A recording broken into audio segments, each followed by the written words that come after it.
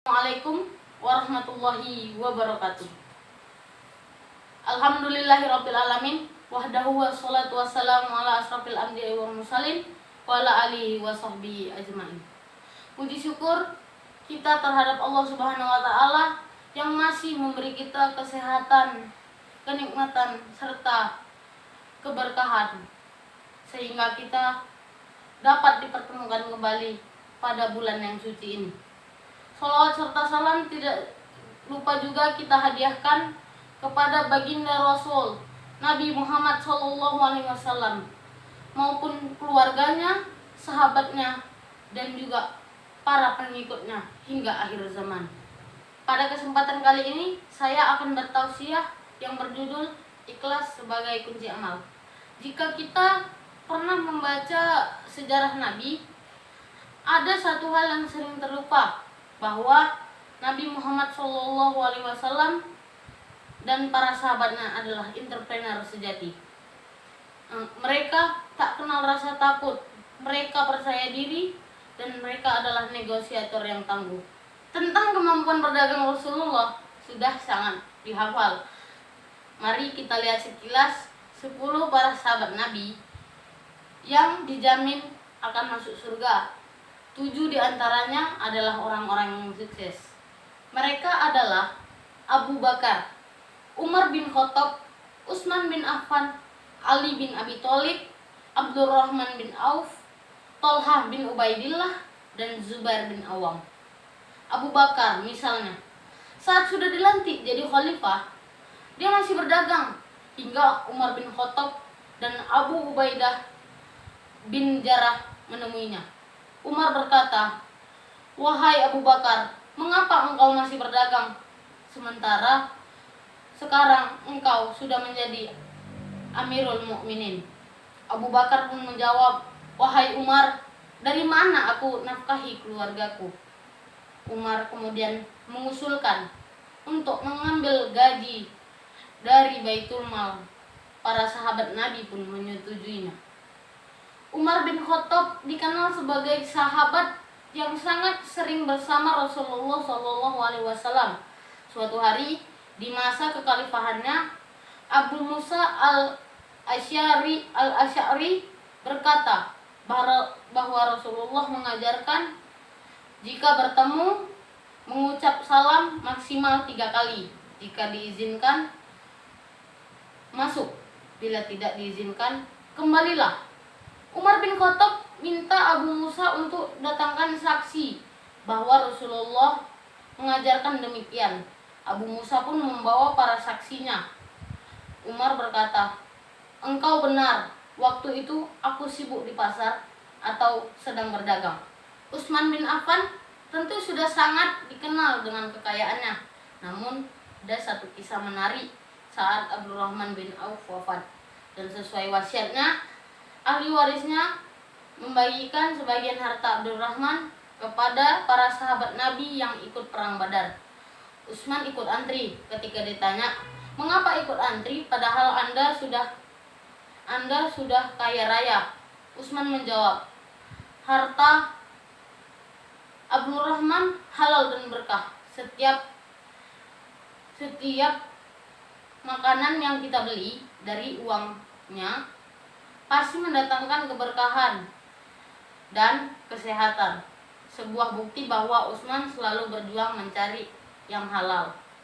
Adapun Ali bin Abi Thalib dikenal sebagai orang yang selalu pandai membaca peluang bisnis. Bahkan Ali pernah berkata, "Andai baju yang kukenakan dibeli orang dan aku mendapat keuntungan darinya, niscaya aku jual." Demikian halnya dengan Abdurrahman bin Auf. Ia adalah seorang pedagang yang sukses. Padahal saat hijrah Abdurrahman tak banyak memiliki perbekalan. Sampai di Madinah, ia dipersaudarakan dengan Rasulullah SAW dengan Sa'ad bin Rabi, seorang tokoh di Madinah. Sa'ad berkata, "Aku adalah salah satu penduduk Madinah yang kaya. Aku bersedia membagi setengah hartaku untukmu. Istriku juga ada beberapa. Jika kau mau, aku ceraikan salah satunya agar kau nikahi." Tetapi Abdurrahman bin Auf tahu diri. Dia hanya minta ditunjukkan pasar. Dari sana dia berdagang. Tak lama kemudian dia sukses dan memberitahu Rasulullah SAW bahwa ia akan menikah. Rasulullah pun berkata, "Dirikanlah walimah." Itulah cikal bakal anjurkan berwalimah. Lalu Thalhah bin Ubaidillah, pada perang Uhud, Rasulullah SAW terdesak hingga beliau terus naik ke bukit Uhud. Di saat demikian, ada 2 sahabat Nabi yang terus setia menjaga beliau. Salah satunya adalah Thalhah bin Ubaidillah. Berhasil pada detik-detik kritis itu, Thalhah bin Ubaidillah berhasil mengalahkan 10 orang kafir Mekah yang mengejar Rasulullah SAW. Karena itulah setiap kali disebut perang Uhud, Abu Bakar berkata, "Perang itu milik Thalhah." Ya, demikianlah sebab Rasulullah SAW berkata, "Barang siapa yang ingin melihat seorang yang telah syahid dan masih berjalan dengan kedua kakinya, lihatlah pada Thalhah bin Ubaidillah." Selain dikenal sebagai berjiwa heroik, Thalhah juga seorang pedagang yang sukses. Setelah dia meninggal, Muawiyah bin Abi Sufyan bertanya pada Musa, salah satu putra Thalhah. Katanya, "Berapa ayahmu mewariskanmu?" Beliau mewarisi 100.000 dirham perak. Adapun dinar emas sebanyak 200.000 dinar. Muawiyah berkomentar, "Berbahagialah almarhum ayahmu. Saat muda dia hidup terpuji, saat tua penuh kemuliaan dan meninggal dalam keadaan syahid." Adapun Zubair bin Awam saat meninggal memiliki warisan yang melimpah. Tahu berapa? Mari kita simak sekilas. Selama 4 kali musim haji, Abdullah bin Zubair, anaknya, keliling kepada setiap yang haji untuk berinfak, sekaligus bertanya apakah orang tuanya meninggalkan hutang. Setelah mendapat kepastian tak ada lagi hutang, Abdullah baru membagi warisan ayahnya yang tersisa, yaitu 50.200.000 dirham. Namun demikian, para entrepreneur sukses itu adalah para dermawan yang tak pernah segan berinfak. Mereka menjadikan harta hanya sebatas titipan. Kata Ibnu Qayyim, ketika harta hanya sampai di tanganmu dan bukan di hatimu, niscaya ia tidak akan merusakmu, walaupun sangat banyak. Namun ketika harta ada di hatimu, ia merusakmu, meskipun engkau tidak menggunakan sedikit pun. Sekarang ini kita sering diajarkan untuk hidup zuhud dengan pemahaman yang keliru. Zuhud seakan hidup sederhana, compang-camping, miskin kreativitas, menerima keadaan tanpa pernah berusaha, dan lain-lain.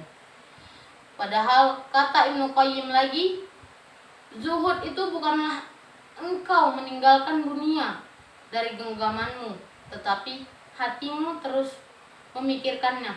Zuhud adalah engkau meninggalkan dunia dari hatimu meskipun ada dalam genggamanmu.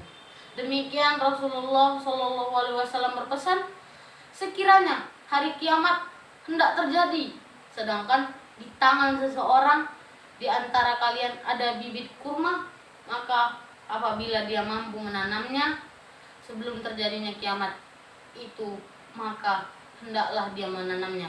Hadis riwayat Imam Ahmad. Sallallahu alaihi nabiyina Muhammadin wa ala alihi wa sahbihi ajmain.